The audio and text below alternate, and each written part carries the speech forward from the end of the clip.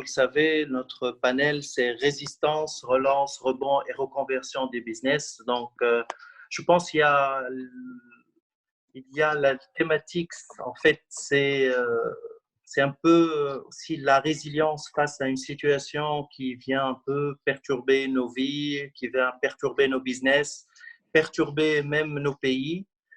Et l'idée de voir en fait votre perspective par rapport à ce sujet. Peut-être l'idée c'est de voir comment ça a pu perturber vos vies au niveau personnel et puis peut-être on va voir au niveau de vos organisations et de vos industries et par la suite peut-être on va avoir une perspective pays pour chacun d'entre vous et peut-être pour Simonir qui pourrait un peu parler de un peu comment sa vision de un peu maghrébine donc maghrébine un peu de cet impact de cette crise au niveau maghrébin peut-être pour un peu récapituler les différentes interventions. Donc, peut-être on va commencer par Simonir, peut-être parce qu'on va clôturer par lui. Donc, peut-être Simonir, si vous pouvez un peu nous donner votre perspective par rapport à cette crise qui a un peu chamboulé nos vies, chamboulé notre travail au jour le jour. Un peu sur certains secteurs, ça a un peu perturbé certains secteurs plus que d'autres. D'autres en ont tiré aussi certaines opportunités. Et finalement, peut-être un peu parler de la Tunisie, un peu, qu'est-ce que vous en pensez? Alors, merci encore une fois. Je pense que personnellement, moi, j'ai vécu cette crise-là probablement comme vous tous, hein. C'est-à-dire, je ne m'y attendais pas aucunement. C'est quelque chose qui, à la fois, on voyait d'assez loin, qu'on venait arriver petit à petit vers la Tunisie, et puis il y a eu très rapidement, si vous avez le souvenir, vers mi-mars, le basculement, et notamment avec les mesures successives de protocoles sanitaires et puis de protocoles et de mesures sanitaires voilà, dans le pays. Et voilà, après l'être humain, je pense, c'est un des constats, je pense, que nous sommes tous obligés de faire, c'est que l'être humain est à la fois très, très fragile, mais il a une extraordinaire capacité d'adaptation. Moi, quand je regarde un peu sur les 3 derniers mois, je n'ai pas vraiment le souvenir d'une coupure finalement ou d'une discontinuité quelconque, que ce soit au niveau de ma vie professionnelle ou de ma vie privée. Je pense que les choses se sont très rapidement mises en place et on a pu tous collectivement nous adapter. Voilà. Après, sur un plan macroéconomique, bien évidemment, les choses ne sont pas du tout évidentes. Je commencerai par la Tunisie.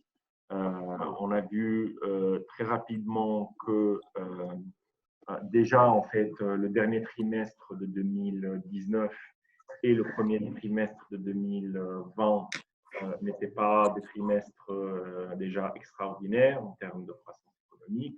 On est plutôt voilà, dans du flat et du négatif.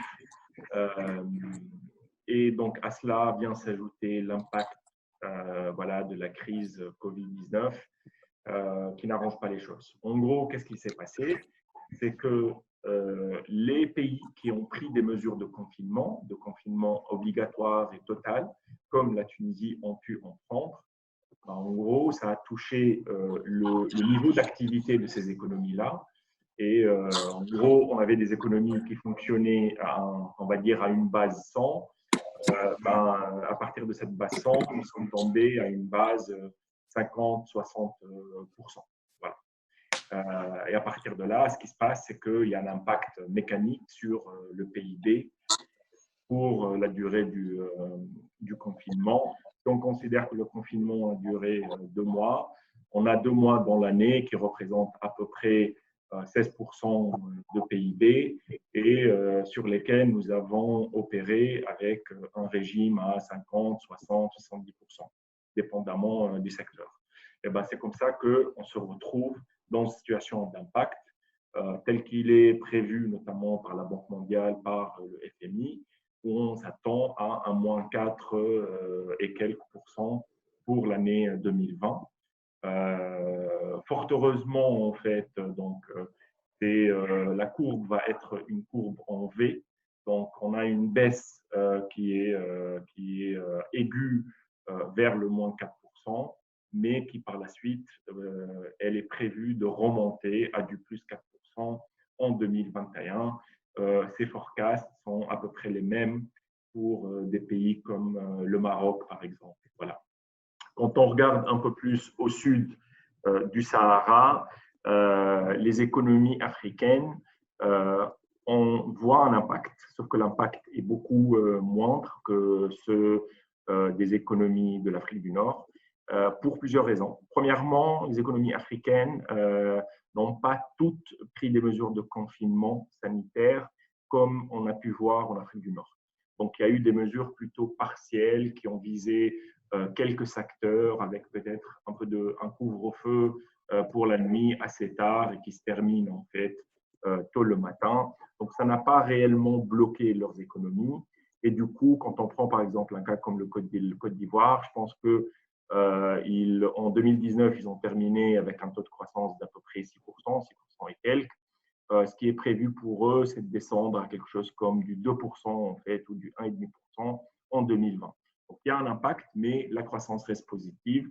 Et encore une fois, ça va être une courbe en V avec une remontée rapide pour 2021. Voilà. Après, je reviens un peu au cas de l'Afrique du Nord et du Maghreb. C'est une région qui est fortement intégrée avec l'Europe à travers des exportations, à travers les échanges commerciaux, mais également à travers des IDE. Et donc, tout ce qui impacte l'Europe va avoir des conséquences pour cette région-là. On sait que les forecasts pour l'Europe sont encore plus mauvais que ce qu'on peut voir en Afrique du Nord. Donc, nous sommes sur du moins 7% pour la zone européenne en 2020. Et donc, on sait que cela va impacter nos secteurs exportateurs en Afrique du Nord. Et donc là, on parle de l'industrie automobile, on parle de l'industrie aéronautique, on parle donc pour le cas du Maroc et de la Tunisie essentiellement, qui sont des industries qui sont très fortement touchées par cette crise-là. L'industrie aéronautique beaucoup plus que l'industrie automobile. Et donc, ça va avoir un certain impact sur en fait, les rentrées de devises pour ces pays-là. Ça va avoir un impact sur les emplois, sur la destruction des emplois dans ces pays-là. On a fait chez EY en fait une enquête auprès de l'industrie automobile et aéronautique très récent, post-Covid, et on leur a demandé de nous donner leurs prévisions pour 2020 en termes d'évolution de leur masse salariale, finalement, ou en gros de leur personnel. Et ils s'attendent à un impact qui peut aller jusqu'à moins 15, moins 20% en fait, de leurs effectifs actuels si les choses se maintiennent en fait dans le contexte actuel. Donc c'est très sérieux. En Tunisie, il y a des chiffres qui parlent d'une poussée du chômage jusqu'à 20%, de 15% actuellement, ce qui signifie la possibilité de création de un contingent additionnel de 200 000 chômeurs. Voilà. Donc, de ce point de vue-là, on voit que la crise sanitaire a eu un impact clair sur l'économie réelle.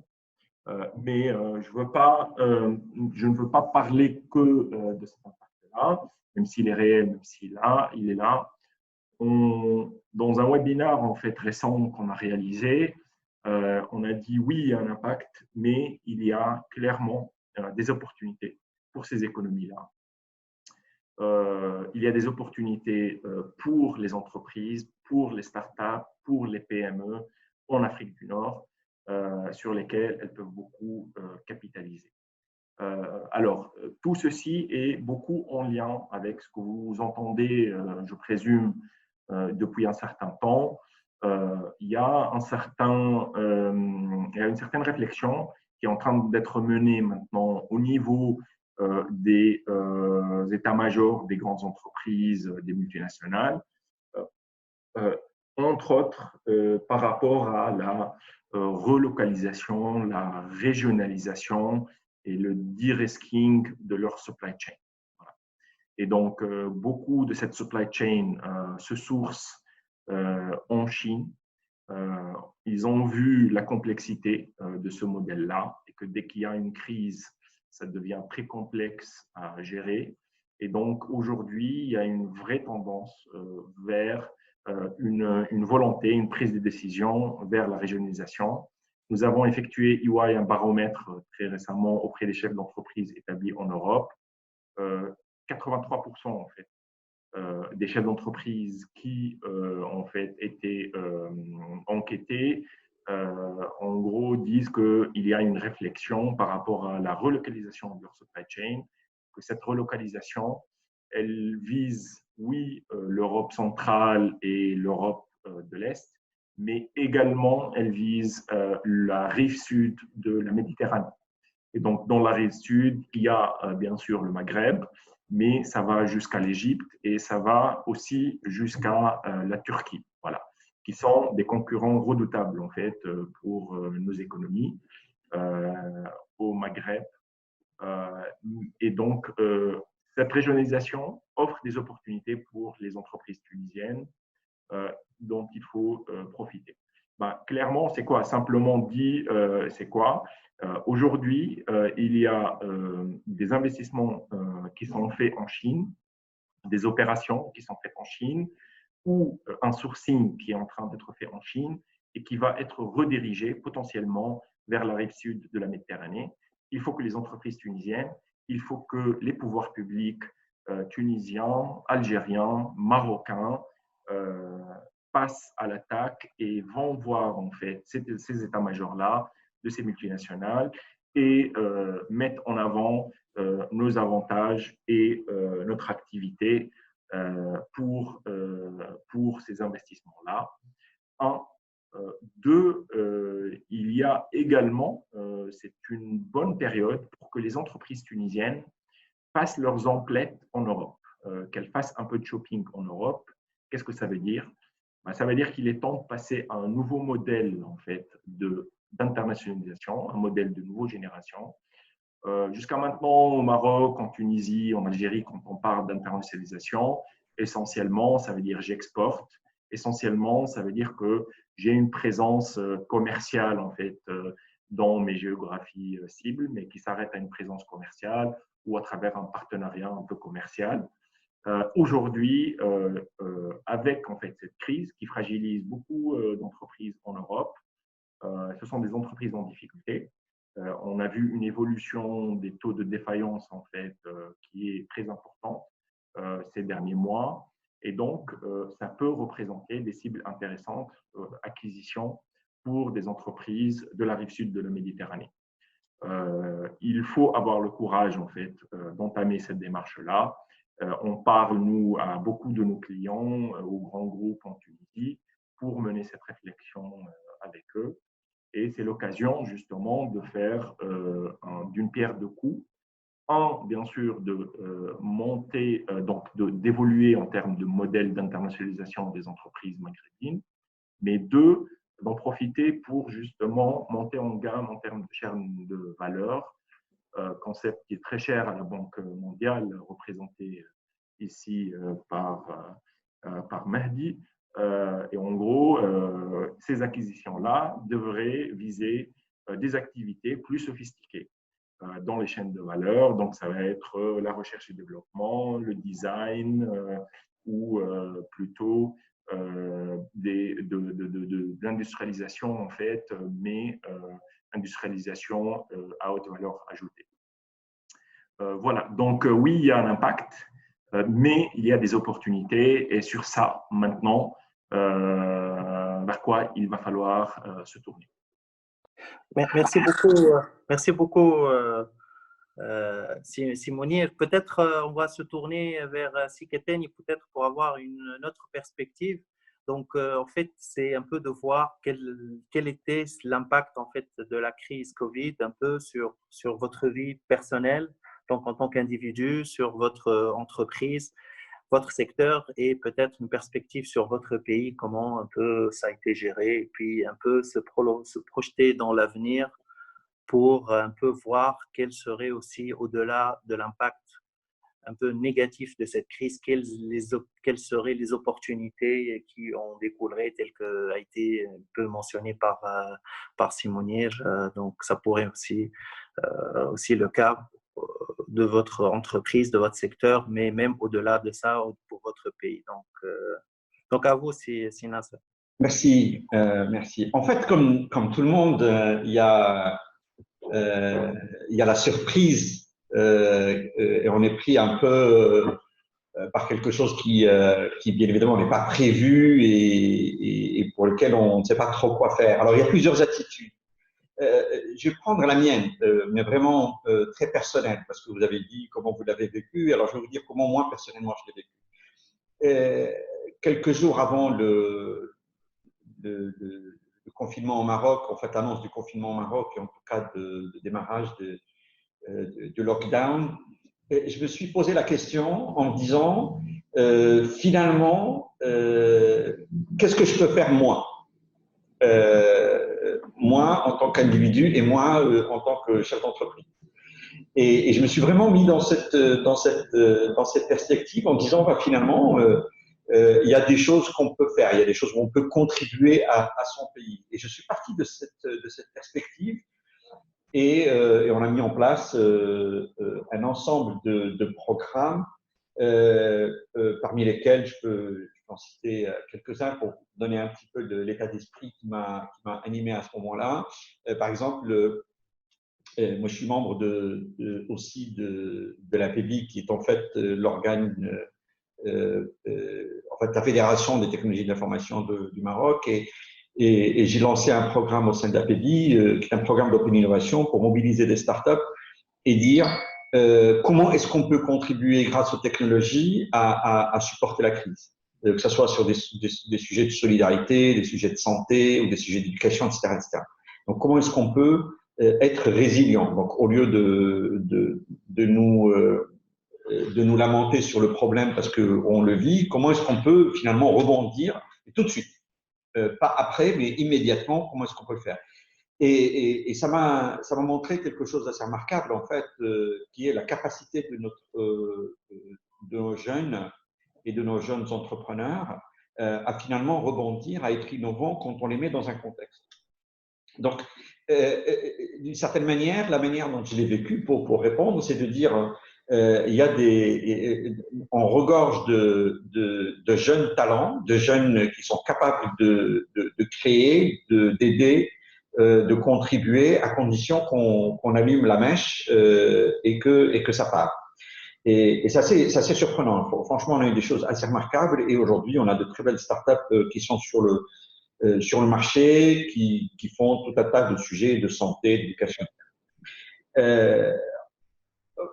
Comme tout le monde, en fait, je pense qu'à l'échelle de l'État, à l'échelle de l'entreprise, ce qui est clair, c'est que nous avons un système qui n'était pas préparé. Et ça, c'est vraiment, c'est pas faute de ne pas savoir. Je pense que à l'échelle de la planète, les responsables politiques ou les responsables institutionnels ou même les responsables d'entreprise, ça fait des années qu'on dit il peut y avoir ce risque-là peut se produire. C'est un risque potentiel, mais je pense qu'il n'y a pas eu une prise de conscience assez importante pour se préparer à ce risque. et il y a le concret. Et donc, on a été un peu à l'échelle de chaque pays. Le Maroc n'en fait pas exception dans lequel je vis, mais tous les autres ont tâtonné de qu'est-ce qu'il faut faire très concrètement. Alors, on fait le lockdown parce que ça, c'est la première chose à faire. On ferme ses frontières, etc., comme si c'était la première chose à faire, parce qu'il fallait éviter que les gens voyagent, on met les gens à la maison et on n'est pas préparé. Et ce qui est assez extraordinaire, c'est que finalement, il y a des domaines qui se sont très, très, très bien sortis de cette crise. Un des domaines qui s'en est bien sorti et un des domaines qui a permis, en fait, la continuité opérationnelle de beaucoup d'entreprises et des États, d'une certaine manière, c'est le domaine du digital. Je crois qu'on n'a pas vraiment pris conscience du rôle que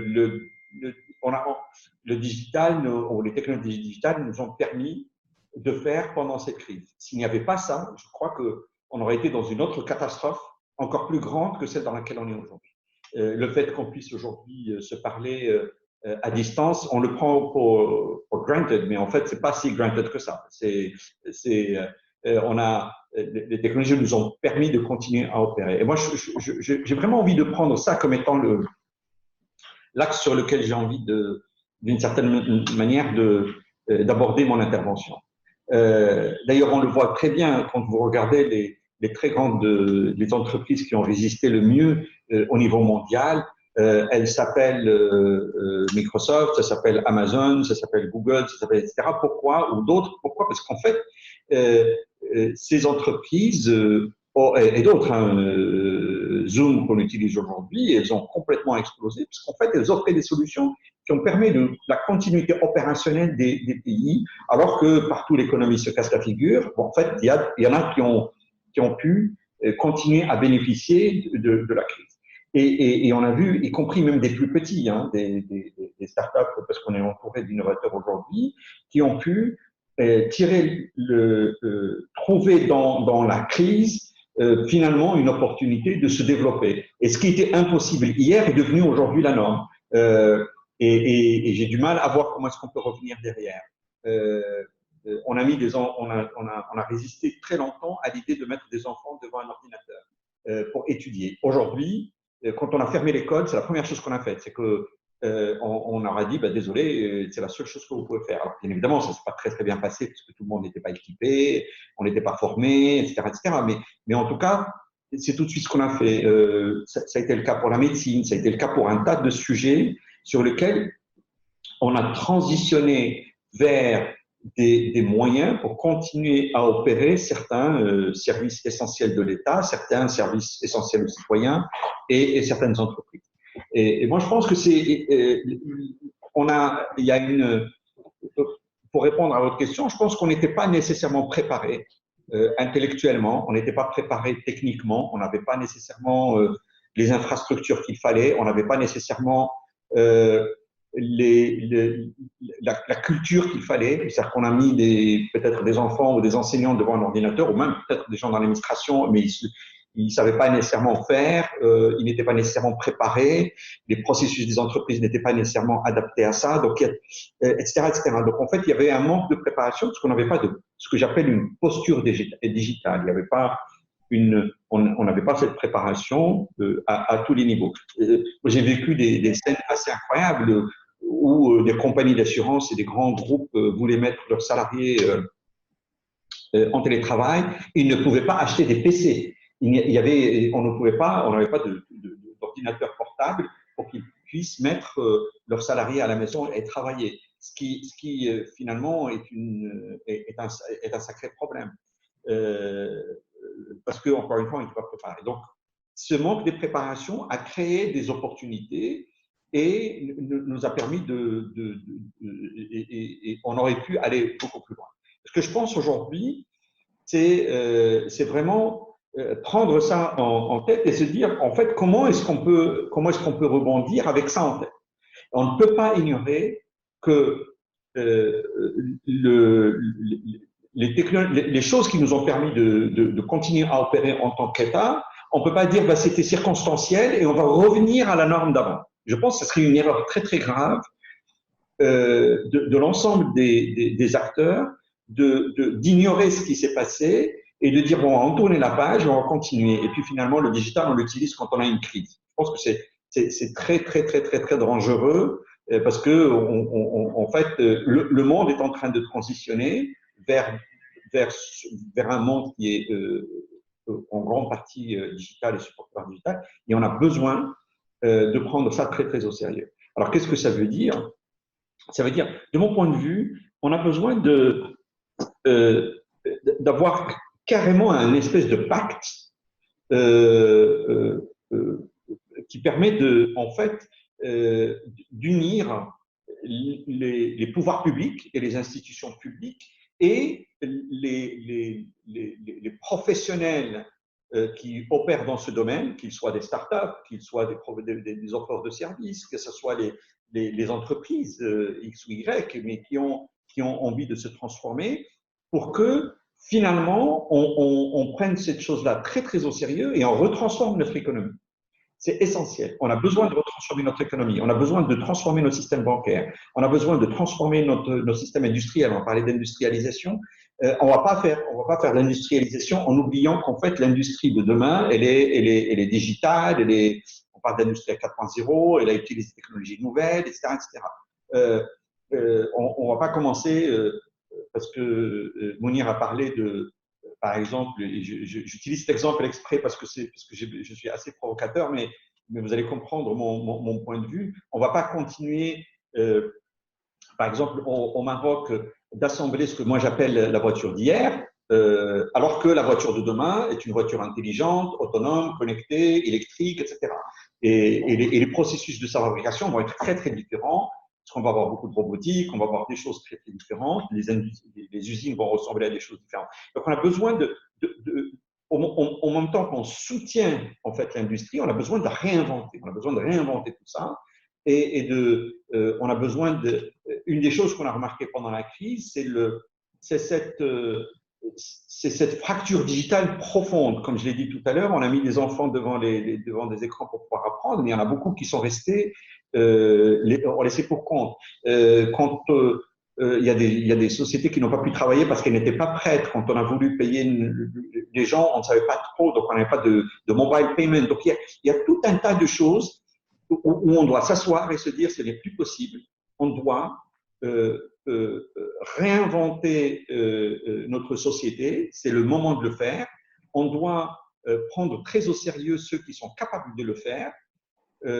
On doit mettre l'inclusion digitale au plus vite pour ne pas continuer à avoir des laissés pour compte. Donc, ça s'appelle de l'inclusion financière, ça s'appelle de l'inclusion de santé, ça s'appelle de l'inclusion éducative, etc., pour continuer à opérer l'État.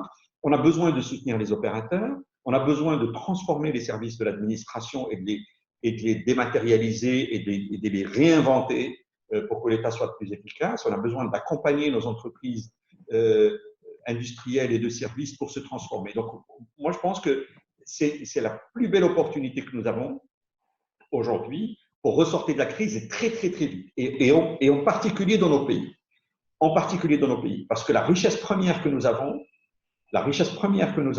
ce sont nos hommes et nos femmes. On n'a pas autre chose. Et ces technologies-là reposent sur l'humain.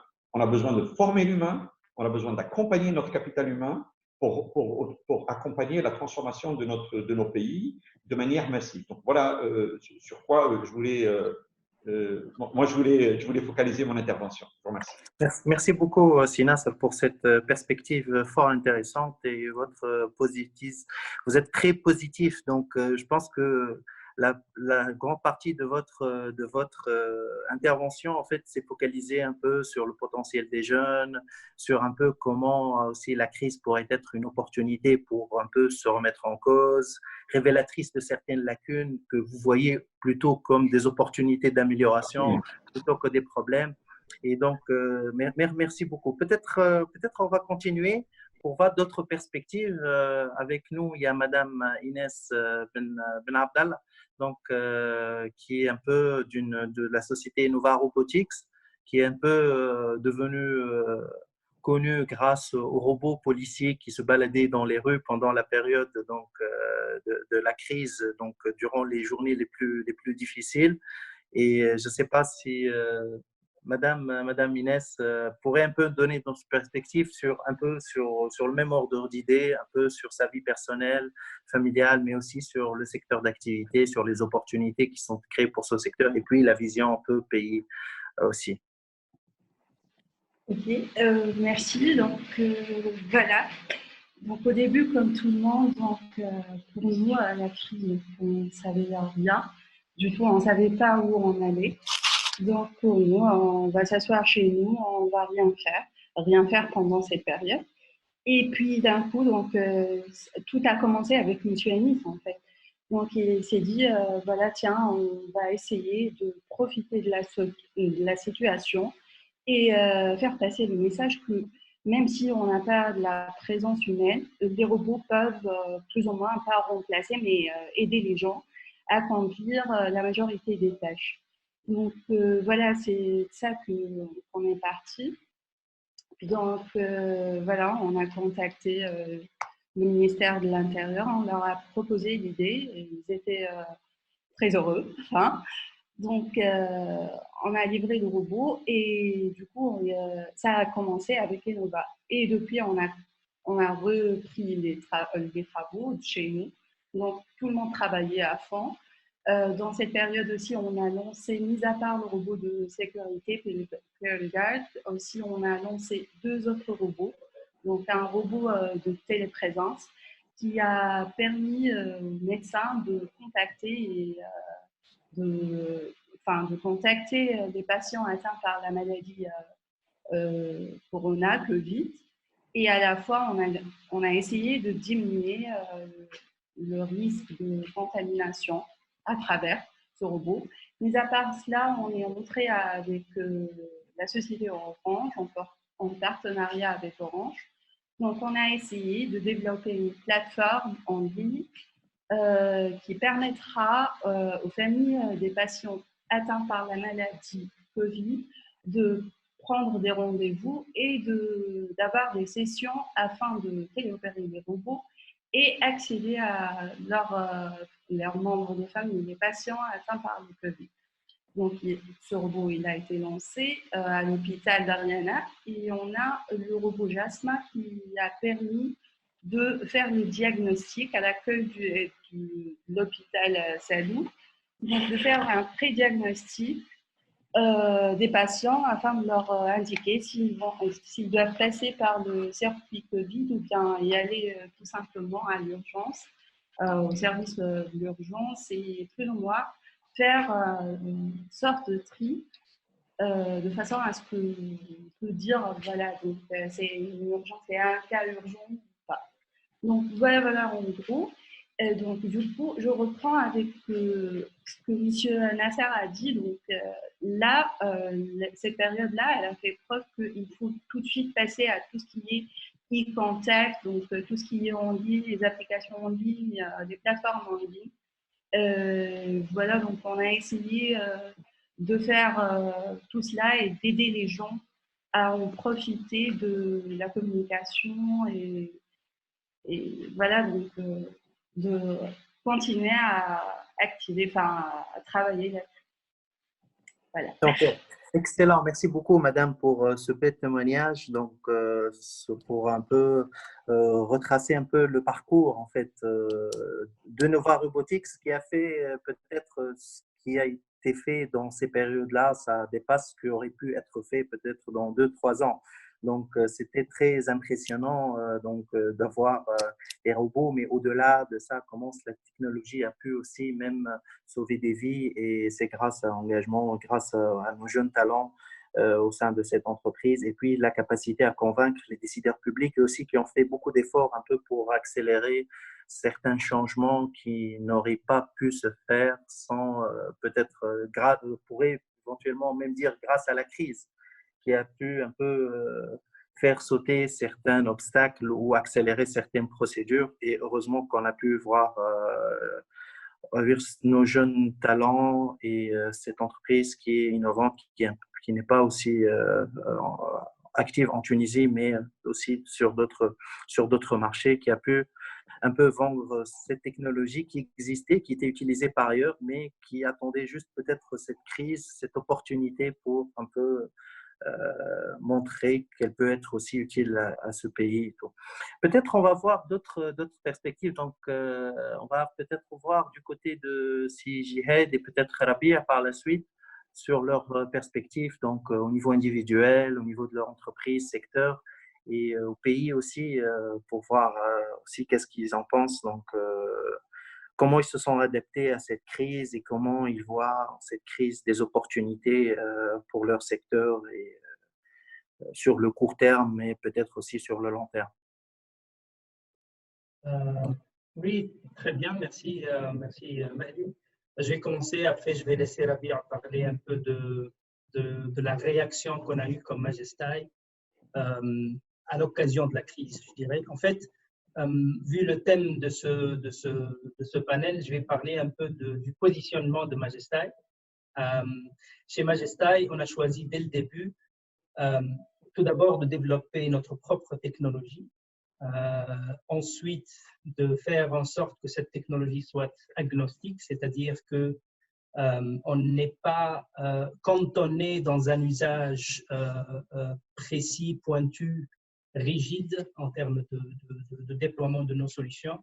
Donc, on a passé vraiment beaucoup de temps pour avoir tout d'abord une plateforme en ligne avec notre vision pour la transformation digitale, qui est de dire que la fondation de cette transformation-là, il faut que ce soit les données, et plus profondes ces fondations sont, plus haut vous pourriez construire en fait en termes d'usage après.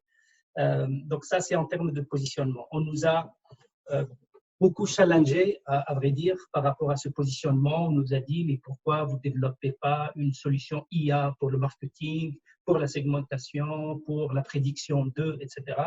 Et nous, on a dit non, en fait, si on veut que la transformation soit réussie, il faut avoir un engin qui traite beaucoup de choses en même temps, sans avoir à coder en fonction des données qu'on a.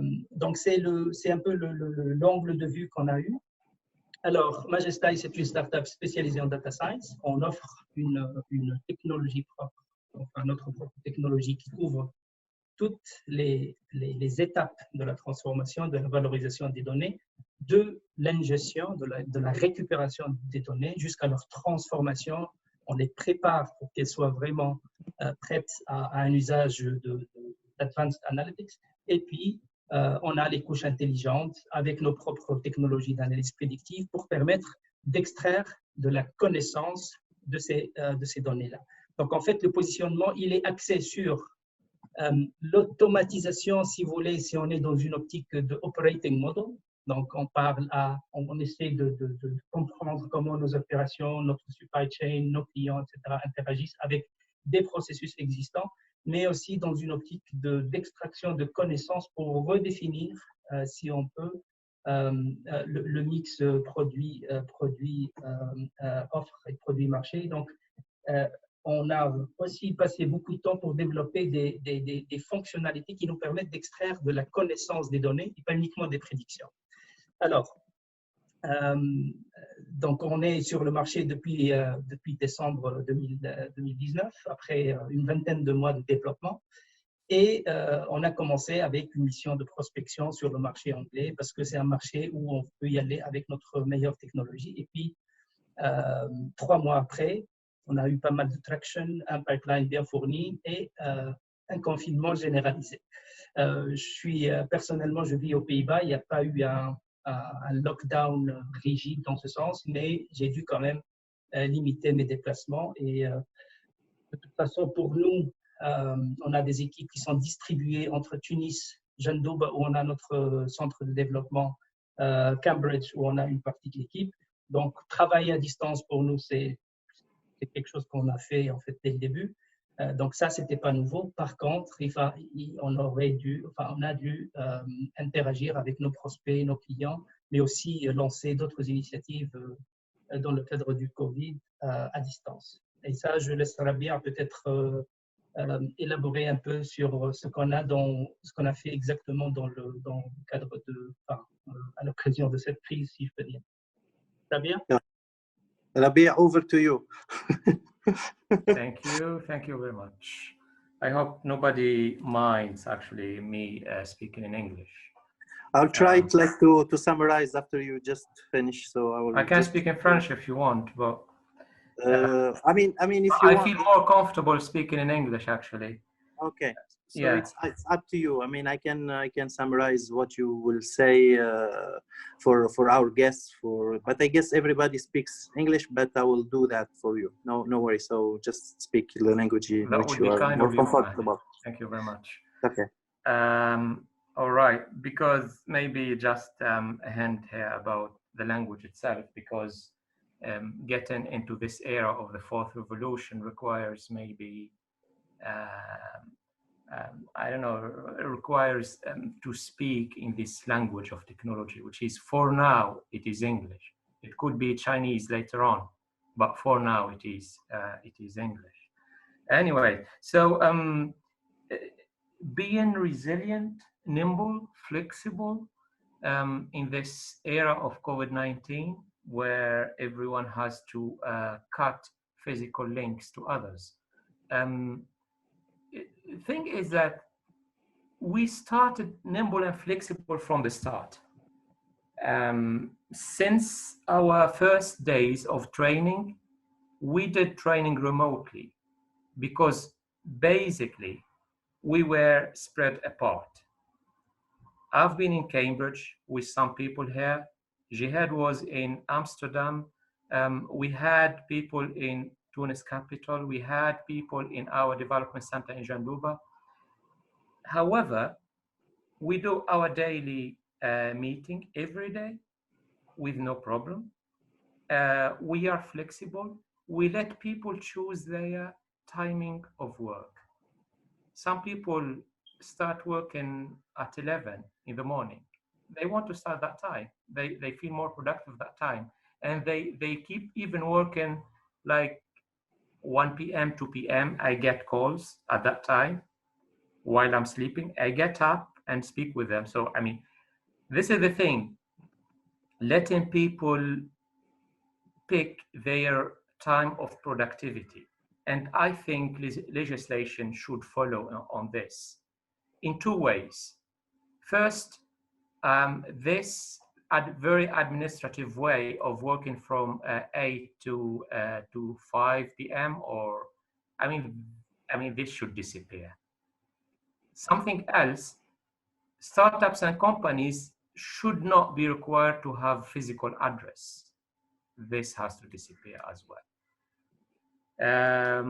So the thing is, this is how the way we work. We work in an agile way, a very flexible, remotely. We played this game from the beginning, but we, as you had said, actually, we developed a technology, which we thought that should be the way to tackle any use case, any problem, because this technological platform actually focus on how we process data. And then if you have whatever use case, you can act quickly. You can act quickly. And I can give you an example, the example of COVID-19, where the genome was published in January by the Chinese. We responded in February, providing a POC, of the full annotation of the virus, all the genes of the virus. We could decipher what every gene is doing automatically using artificial intelligence, which is a part of our platform. We delivered this to the Ministry of Health. We delivered this in some competitions. Back then, we could win a prize. And then now, or recently in April, I mean, the Swiss Institute of Bioinformatics revealed the manual annotation of the virus and all our predictions were correct. And now as well, the set of candidate molecules, which should be, I mean, the first step toward drug discovery, now many articles are talking about some of the molecules we predicted, actually. I mean, all of this, the key is in how to deal with data. If data is the basis of the business, then any challenge could be tackled in an efficient way. I'm not going to make it longer than this, Mehdi, just to make translation. Sure. Donc, merci beaucoup, Sérapir. Donc, en fait, l'idée, c'est que dans cette ère de quatrième révolution, où l'anglais, c'est la langue donc, de prédilection de la technologie, donc, Sérapir, il a préféré parler dans cette langue. Aussi, par rapport donc, à la crise Covid, donc, l'entreprise Majestia, donc, elle-même, donc, de par sa nature donc, multinationale, se trouve à Cambridge, Amsterdam, Tunis et Jeanne-Bouba. Donc, la routine donc, de travail, les formations se faisaient déjà en ligne.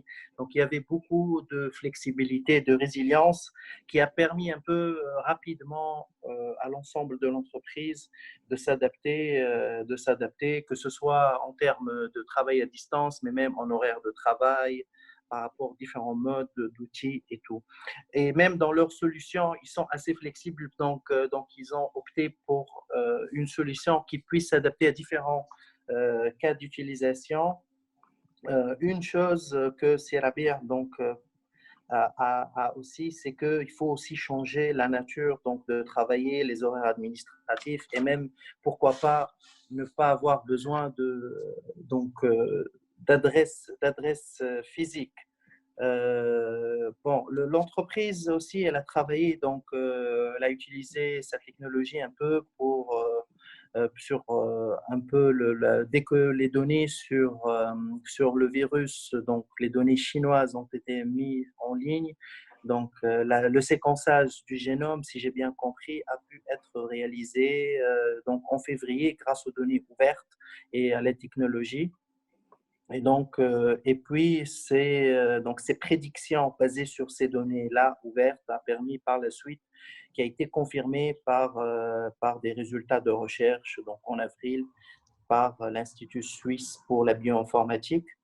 Donc, ça, on ressemble un peu à Innova dans le sens où c'est une sorte exactement. qui fait avec 3 mois d'avance, en situation de crise, une analyse fonctionnelle d'un virus, de tous les gènes d'un virus, et qui vous dit dès début février, pardon, quelles sont les molécules qui sont candidates sérieuses contre ce virus. Peut-être une dernière précision par rapport à cette solution-là. Donc, on a partagé les résultats très rapidement avec la cellule de crise au niveau de la santé. Ils l'ont acheminé vers les laboratoires concernés, ça a été utilisé et on est actuellement associé à un travail d'analyse des souches tunisiennes du Covid. Ont une sorte de continuité. Donc, pour nous, en fait, c'est une solution qui est capable de très rapidement faire la caractérisation de n'importe quel organisme, si tant est qu'on a le génome. Et c'est là où la résilience, la flexibilité de notre technologie, c'est un pari qu'on a pris dès le début. Et c'est avéré payant. Donc, aujourd'hui, on est en train de travailler sur les gènes, sur les génomes et sur la description de leur comportement et puis l'identification des molécules qui vont avec, mais aussi, on est en train de travailler sur des cas d'usage en médecine de précision, en segmentation des images MRI, en segmentation de la clientèle pour une banque, enfin, you name it. Et c'est vraiment cette force de frappe-là qui nous a donné beaucoup d'ailes, je dirais, et beaucoup d'options, beaucoup de cartes à jouer, même avec le contexte difficile qu'on traverse. Donc, félicitations encore une fois pour un peu avoir mis à contribution donc, dans la lutte en mettant votre intelligence et l'intelligence donc collective au sein de votre entreprise, donc au service de l'humanité, je dirais, pas le ministère de la Santé seulement.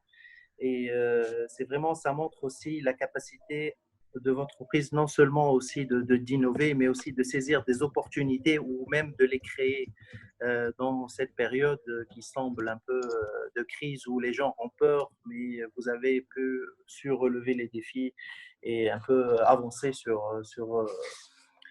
pour créer de cette innovation.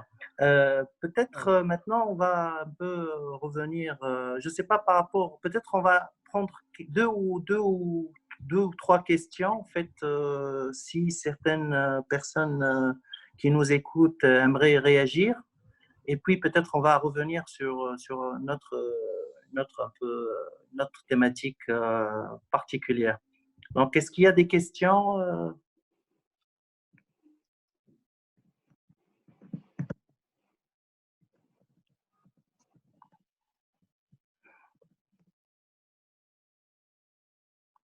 Il y a des questions particulières, peut-être d'autres perspectives, peut-être. Oui, bonjour, Ahmed Nuis de iCompass. Bonjour, c'est Ahmed. Merci pour cette initiative et je suis ravi d'être parmi vous aujourd'hui. En fait, je voulais juste compléter ce qui a été dit par rapport à la crise Covid, la préparation, la crise, la sortie de crise et les perspectives. Nous, chez iCompass, on a passé un peu de temps avant la crise à travailler sur une problématique qui n'a pas été beaucoup prise en compte dans le monde académique, qui sont la jonction entre les langues, les dialectes en fait, africains et maghrébins en général, arabes aussi. Et on a pu développer un certain nombre de produits. Et aujourd'hui, on a réussi, grâce au deep learning, à les packager.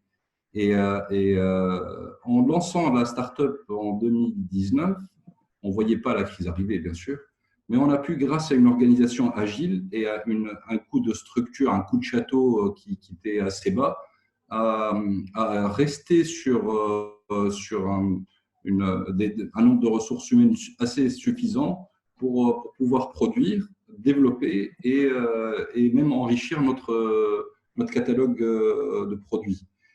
Typiquement, pendant la crise, on avait déjà des projets en cours avec le ministère de l'Industrie. C'était pour des chatbots innovants qui comprenaient les dialectes et les langues, donc les langues classiques, français, anglais, arabe, etc., mais qui comprenaient le tunisien sous différentes formes. On a réussi, grâce à 5 années d'absorption de données, à avoir un dataset assez impressionnant pour le tunisien. Et du coup, on avait produit en un temps record, chose qui était difficile aujourd'hui à produire, un chatbot en 48 heures à peu près pour le ministère de la Santé. On a présenté en POC au ministère de la Santé mi-mars et on a pu mettre en prod je crois, le 21 mars de mémoire. En fait, pourquoi je dis ça? Qu'est-ce que ça nous a apporté la crise? Ça nous a apporté ce qu'on devait faire pendant 6 mois, on l'a fait en 3 semaines. Ça nous a apporté un nouveau business model, c'est-à-dire essayer de produire avec le minimum de coûts pour présenter un produit qui s'approche aux besoins métiers et rentrer dans une boucle d'amélioration. Et au bout de 6 semaines à peu près, on est aujourd'hui capable de présenter un business model pour les chatbots et les dialectes avec des coûts qui peuvent s'approcher de zéro. On a déployé au Nigeria avec le Hausa et l'anglais. On a failli déployer au Maroc, mais bon, ça ne s'est pas fait, ce n'est pas grave. Ce qui veut dire que c'est possible de tirer profit d'une crise tout en bypassant la localisation avec un HQ et une présence physique accrue et laisser libre le temps nécessaire aux créateurs de valeur dans l'entreprise, qui sont chez nous les chercheurs, les docteurs et chercheurs en informatique, et faire converger toute cette énergie vers des modèles business qui sont les plus rentables. On a été approché par Innova Robotics par exemple, pour le circuit Covid, pour essayer d'implémenter le chatbot, enfin le voicebot, puisque notre métier, c'est les langues. Donc, on a essayé d'implémenter le voicebot sur le circuit Covid avec la problématique de ne pas toucher ou toucher le minimum l'autre ou les objets pour essayer d'orienter les patients qui arrivent en urgence. Ce qui débouche sur un autre projet qui est d'installer un bot, enfin un robot d'accueil, d'orientation dans les services d'urgence pour essayer de soulager les médecins des tâches répétitives qui lui reviennent. Voilà, donc il y a tellement de problématiques qui sont liées à la langue, qui sont liées à la langue et aux dialectes qui sont sous-représentés dans le domaine académique.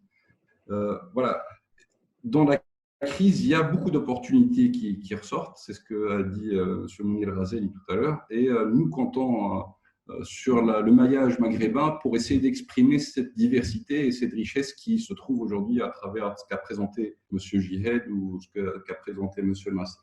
Voilà, je suis ravi de faire partie de votre panel et voilà, si vous avez des questions, on est à votre disposition.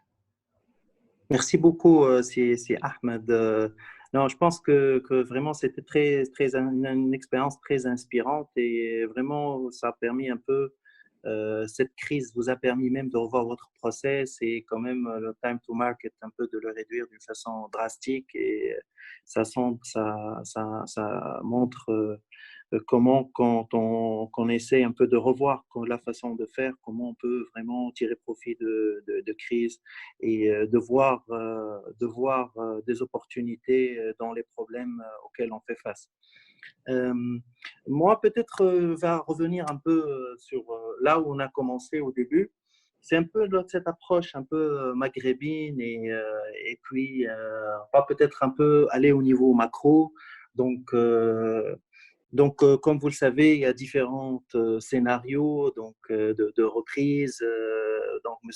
Razeli a parlé de la reprise en V. Il y a d'autres qui, en fonction des différences entre pays, il y a des pays qui sont une reprise en U, des reprises en L, et même on parle en cas de différentes vagues de reprises donc, en W.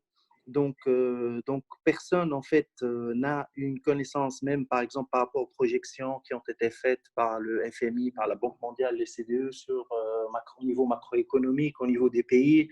On se rend compte et on est en train de les réviser. Donc, il y a des pays qui ont été sévèrement touchés plus que d'autres. Je pense que dans les pays maghrébins, nous peut-être on n'est pas comme peut-être d'autres pays qui ont appliqué donc des mesures moins drastiques en termes de confinement, qui ont pu un peu ne pas être autant touchés. Et puis, il y a ce niveau d'intégration, en tout cas par rapport aux chaînes de valeur mondiales.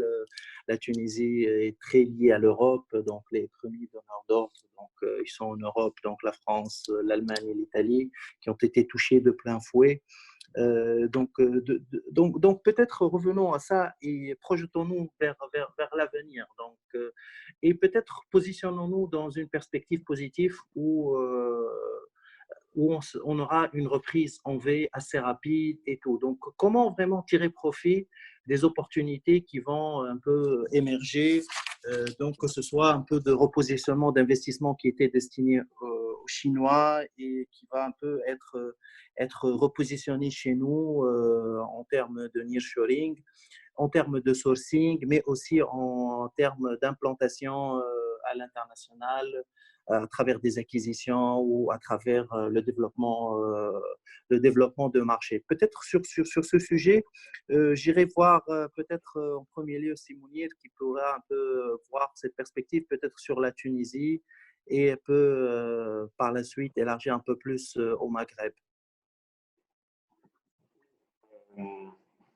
J'allais dire, il faut venir nous voir, mais s'ils ne veulent pas venir nous voir pour les accompagner, moi je dirais en fait, aujourd'hui,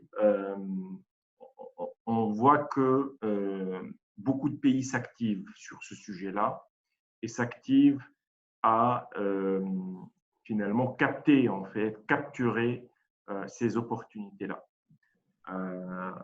Et quand je dis pays, c'est-à-dire les pouvoirs publics de ces pays-là, à travers leurs différentes agences d'attractivité, leurs agences d'investissement, à travers leur diplomatie économique, à travers leur government to government qui vraiment vise à voilà, favoriser des opportunités pour leur secteur privé.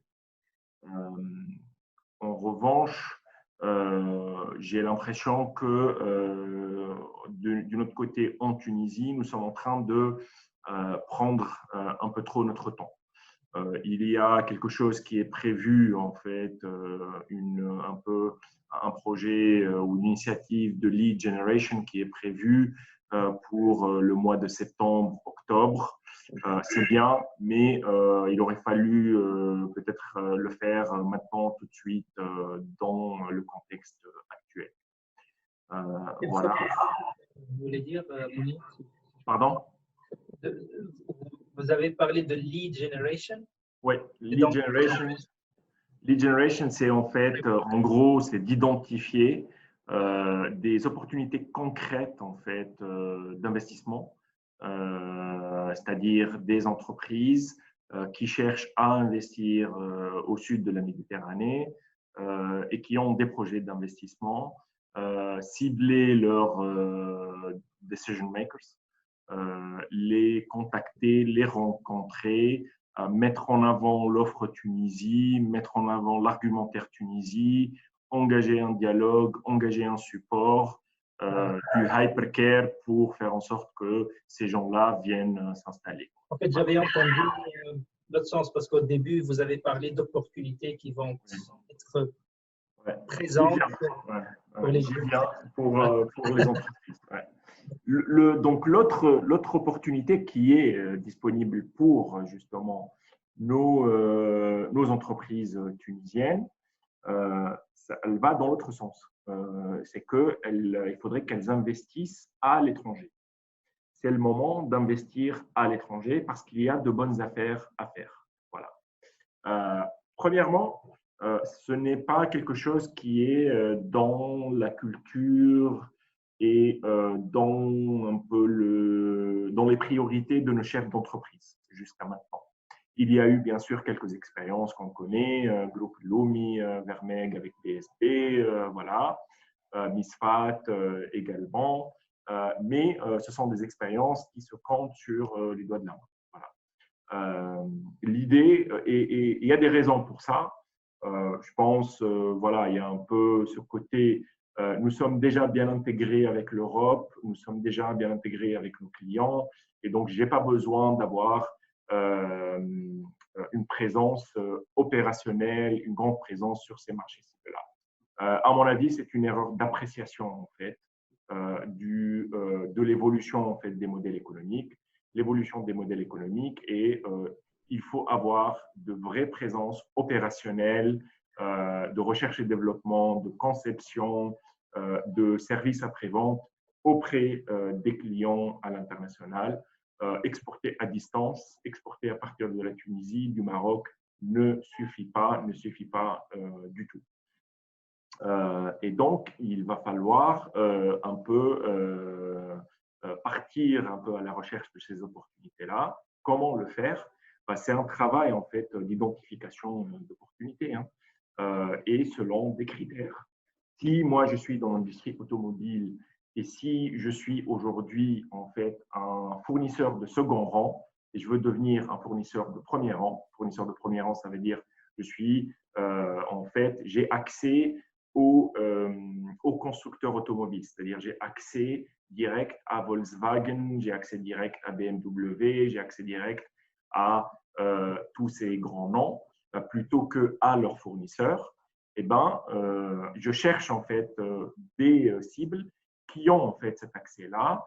Je cherche des cibles dont un peu ma fourchette de budget. Et puis, j'entame des discussions et je peux également, dans cette transaction-là, bien sûr, chercher l'appui, chercher le support d'un fonds d'investissement ou voilà, d'un autre partenaire qui peut être un partenaire financier. C'est quelque chose qui se fait, d'autres l'ont fait par le passé avec beaucoup de réussite. On a vu un décollage important. Ce n'est pas un hasard si aujourd'hui Groupe Lumi est vraiment leader mondial en fait, ou du moins régional. Et quand je dis régional, toute la région Méditerranée dans son activité. Ce n'est pas un hasard aussi que Vermeg, avec l'acquisition de BSB et une dernière acquisition qui s'est passée à Londres, a connu un développement et puis une maturité en fait très très importante ces dernières années. Ils ont complètement franchi un nouveau cap et maintenant c'est une firme à peu près 100 millions d'euros, si je ne me trompe pas. Voilà, ça fait quand même un très joli bébé dans une activité voilà, technologique dans le secteur des technos. Moi, je pense qu'il y a des dizaines et des dizaines d'acteurs en Tunisie qui sont capables, idem pour le Maroc, idem pour l'Algérie, qui sont capables d'entamer un tel process et de réussir en fait dans une telle aventure, quoi. Voilà. Merci beaucoup, c'est Mounir. Moi, je dirais que par rapport à ce qui est tout ce qui a été tout dit, donc je retiens que la crise, c'était aussi un choc pour tout le monde au début, personne n'était préparé. Et puis, à partir du choc, on a commencé cette remise en cause où on a essayé un peu de se revoir comment on peut faire les choses. Et ça a permis un peu de révéler à la fois des lacunes qui existaient, des problèmes, des défis, mais en même temps, ça permet de révéler des talents, des opportunités. Et puis, il y a certains qui ont pu même tirer profit, en fait, et créer un peu, créer certains produits ou services donc, dans cette période. Donc, ils ont pu, parmi les plus audacieux qui ont pu un peu réussir, les plus innovants. La question maintenant qui se pose, donc, comme on arrive à la fin peut-être de ce webinaire, donc l'idée, c'est comment on peut pérenniser en fait cette fenêtre d'opportunité qui a été créée grâce au Covid, comment passer de ce qui est conjoncturel au structurel, comment on peut tirer profit de cette crise au plus long terme et un peu rendre cette crise qui a ses effets négatifs comme vraiment l'opportunité de dépasser ses limites, de sortir de ses limites, que ce soit physiques, géographiques, institutionnelles, technologiques, et pour aller à la conquête d'autres marchés et d'autres opportunités ailleurs ou même ici, comme on l'a vu avec certaines entreprises qui ont pu décrocher des marchés sur des marchés un peu plus difficiles, même sur leur propre territoire. Donc, ma question est comment vous voyez ça? Comment vous pouvez un peu pérenniser cette fenêtre d'opportunité et tirer profit? Donc, peut-être on va prendre un peu quelques réactions. Peut-être prendra la réaction de M. Ketegne et puis par la suite on passera donc à Mme Inès et puis, mais brièvement donc en un mot, donc comment pérenniser ces opportunités, comment rendre ces opportunités plus viables et à plus long terme. Merci. Alors, merci de me donner la parole. En fait, d'abord, je voudrais commencer par dire je suis très inquiet. Tout à l'heure, j'ai montré un air d'optimisme. Je suis par nature et je pense qu'il y a de quoi. En même temps, je suis très inquiet de voir un discours souverainiste venir sur la table et je pense qu'il est très dangereux. L'idée d'un discours où on commence à dire soyons souverains, achetons local, etc., est très, très, très dangereux. Parce que il est probablement populaire ou populiste et pas nécessairement constructif parce que en fait notre opportunité dans nos pays, comme l'a dit Mounir, et là je suis tout à fait d'accord avec lui, on a besoin d'aller à la conquête du monde et non pas de nous fermer sur nous-mêmes. Notre opportunité, c'est d'être conquérant et c'est le moment de l'être et de tirer les leçons de ce que nous avons de ce que nous avons fait. Par exemple, en écoutant Mounir quand il parle de lead generation, je me dis, est-ce qu'on a besoin aujourd'hui d'être dans un état ou dans une situation où on doit aller chercher des investisseurs un à un?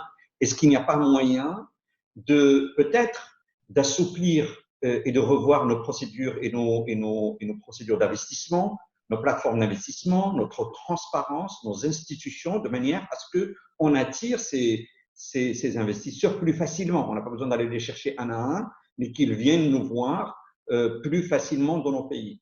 Je pense qu'il y a aussi ce travail-là qu'on doit faire, c'est vraiment d'institutionnaliser un certain nombre de choses pour attirer ces investisseurs et en même temps aller à la conquête du monde. Pas qu'en Europe, nous ne sommes pas uniquement méditerranéens. Je pense qu'on doit aussi nous rappeler que nous sommes africains. Et ça, on oublie peut-être de le dire, on est maghrébin, mais on est aussi africain. Et l'Afrique est un énorme potentiel et un énorme gisement d'opportunités pour nos pays, pour nos développer, parce qu'il y a encore tout à faire. Et le fait simplement de regarder au nord est peut-être aussi c'est une bonne chose. Je ne pense pas qu'il faille le réduire, mais on a besoin de regarder au sud. On a besoin de réimaginer nos marchés africains, nos marchés maghrébins comme étant des marchés dans lesquels il y a des échanges entre nous, il y a de l'investissement entre nous, peut-être penser à des marchés uniques qui nous permettent de commercer plus facilement et d'améliorer entre nous. L'autre chose, et là je voudrais conclure là-dessus, c'est aussi de dire finalement qu'est-ce qui nous a permis de continuer à opérer et d'investir sur ça et de l'accélérer. Je reprends mon chapeau du digital et je suis très ravi de voir qu'en fait autour de la table, la majorité des intervenants ont parlé de ce sujet-là. Que ce soit autour du travail qui a été fait, qui est remarquable sur le volet de santé, sur le côté des robots, etc. En fait, on voit qu'il y a un vivier là-dedans qui est incroyable. Et par contre, il y a besoin, encore une fois, de l'institutionnaliser, de l'accélérer, de lui donner les moyens de voler. Parce que notre avenir, il est là. Notre avenir de nos pays, il est dans la capacité de nos innovateurs à démultiplier leurs efforts et être capable d'aller plus loin, que ce soit de manière institutionnelle, être capable d'avoir les moyens d'innover, d'être soutenu, etc.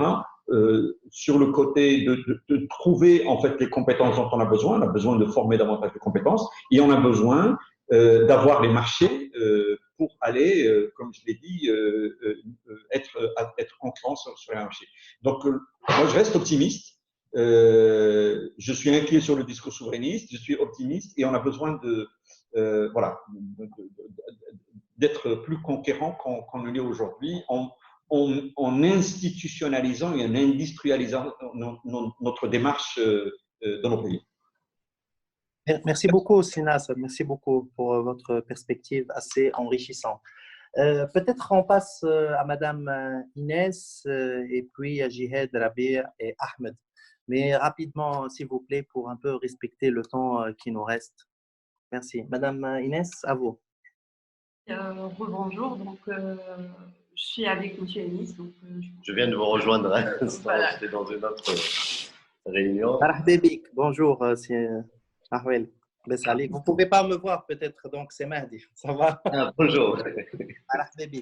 Donc peut-être en tout cas le mot de la fin, c'est un peu comment ces opportunités qui étaient créées à l'occasion du Covid, la question était comment on peut pérenniser ces opportunités et aller vers l'avant et ne pas un peu se limiter à ce qui a été fait durant la crise, mais vraiment rendre cette fenêtre d'opportunité un peu plus pérenne et passer de ce qui est conjoncturel, mais le rendre un peu plus structurel grâce à cette expérience qui a pu être faite durant un temps rapide où on a vu un peu l'expression du talent, de l'innovation, donc des jeunes, que ce soit tunisiens, marocains et autres, surtout dans notre région maghrébine, qui a pu un peu avoir des opportunités de marché, que ce soit localement ou à l'échelle internationale. Comment pérenniser ces opportunités? À mon avis, je crois de côté Innova, on a eu plein d'actions qui ont été citées par Madame Inès en termes de robots. On ne peut pas tout pérenniser. Il y aura soit des choix qui vont s'imposer en interne, soit le marché pas changer parce que c'est juste, on a fait un tournoi, on a tourné avec les vagues pendant le Covid et après le Covid, il y a des choses qui vont revenir à la normale. Mais en fait, par contre, il y aura des solutions qui, eux, ont été boostées et les gens voient d'autres applications, même après le Covid. Il y aura une pérennisation de ça.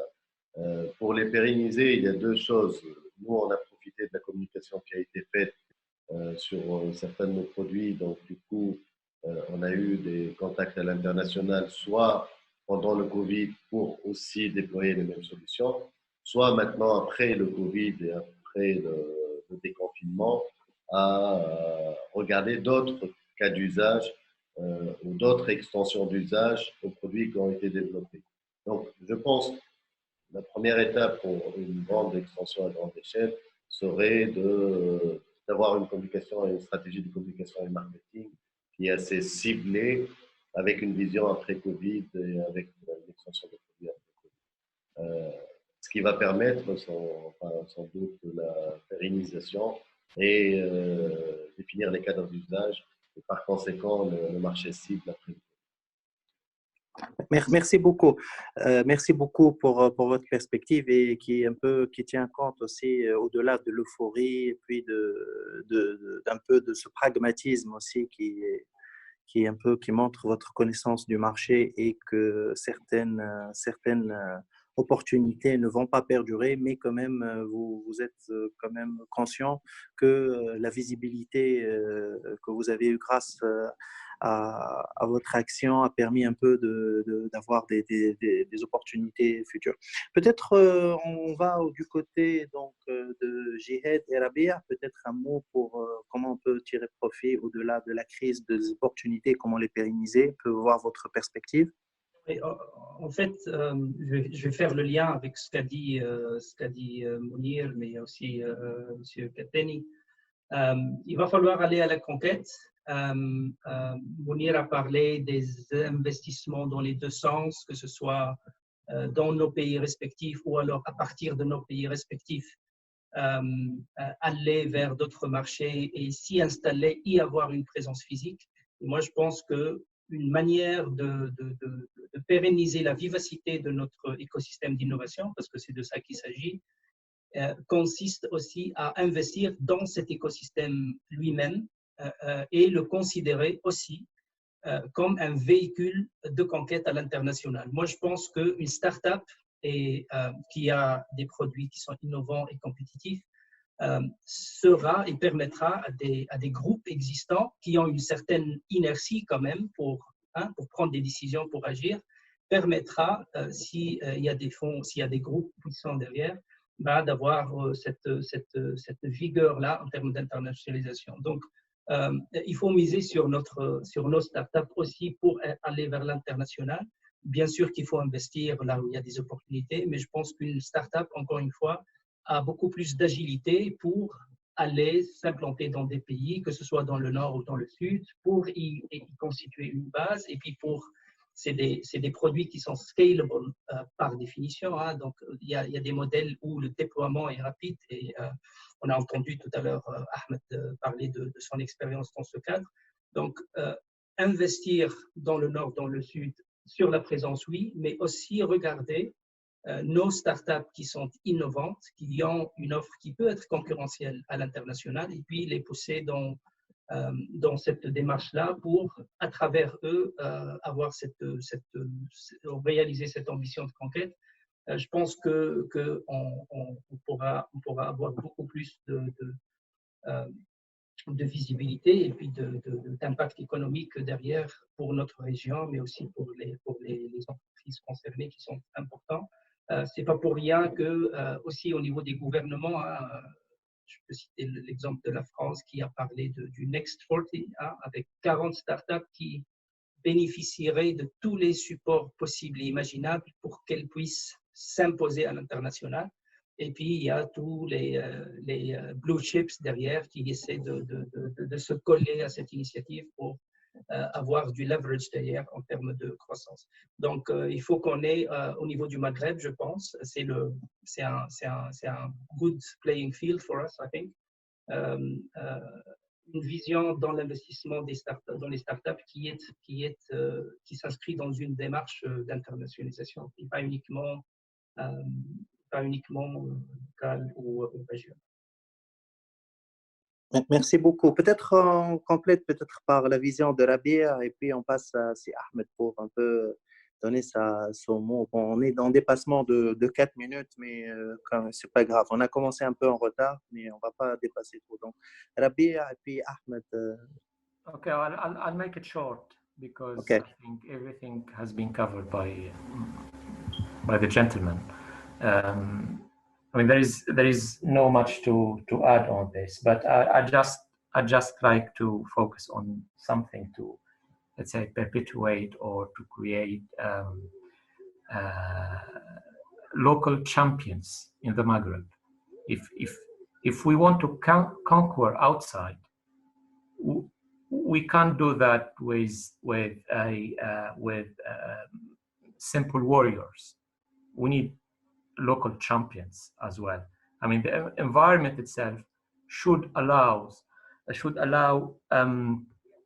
the growth of local champions in the digital field. I mean, in the Maghreb, and then conquering elsewhere would be easier actually. That's my point actually. I don't want to repeat what has been said to save time. I just like to thank Philip Illy for his nice artworks, and he's really summarizing very well our discussion actually.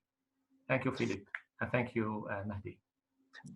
Merci. Donc, je vais peut-être traduire rapidement. Donc, en fait aussi, donc, d'un côté, on a les startups qui sont un peu en mode de combattant, mais en fait, s'il y a l'environnement adéquat, il pourrait y avoir l'émergence de champions locaux qui sont prêts un peu à conquérir d'autres marchés, donc, et être un peu plus agressifs.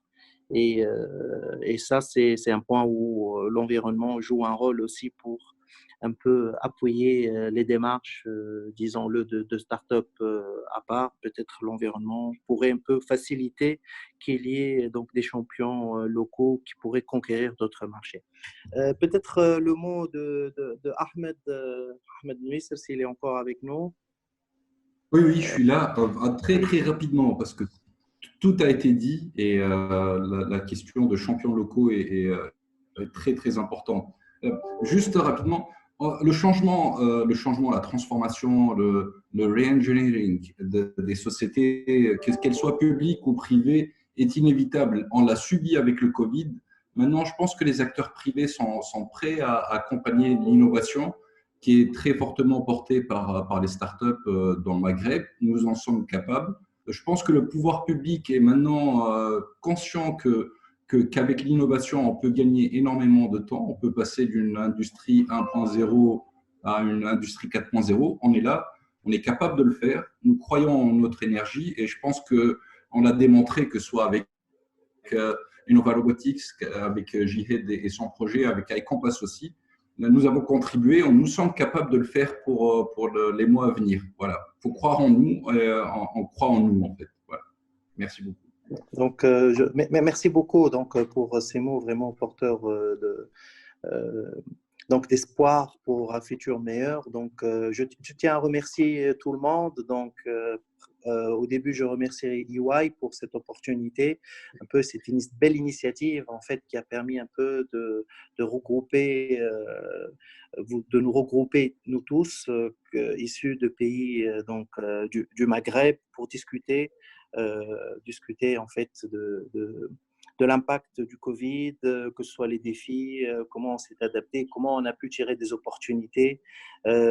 Merci aussi donc à Innova Robotics, à Majesty, donc Monsieur Keteni aussi, à Sid Ahmed, donc tout le monde. Merci beaucoup à ceux qui étaient parmi nous. Sincèrement, c'était une discussion très riche. Je pense que le temps était un peu limite pour un sujet comme celui-là. Je pense qu'on pourrait en débattre, mais moi, je retiens beaucoup d'espoir, beaucoup en fait donc de bonnes intentions et de volonté en fait de vaincre, d'aller vers l'avant et vraiment la résilience, la flexibilité, l'innovation, les talents, les jeunes et puis dépasser en fait les limites de l'environnement qui parfois n'est pas très favorable pour aller conquérir et gagner et vraiment dépasser les limites géographiques, technologiques et tout pour pouvoir réussir. Merci à tous et j'espère que bientôt on pourra se voir physiquement dans un autre cadre. Donc, je remercie aussi le Maghreb Startup Network aussi qui a contribué avec EY aussi à cette belle initiative. C'est un réseau maghrébin aussi qui faudrait aussi, qui peut être une belle plateforme de coopération entre nous maghrébins. Merci beaucoup à tout le monde et à très bientôt. Merci. Merci. Au revoir. Au revoir.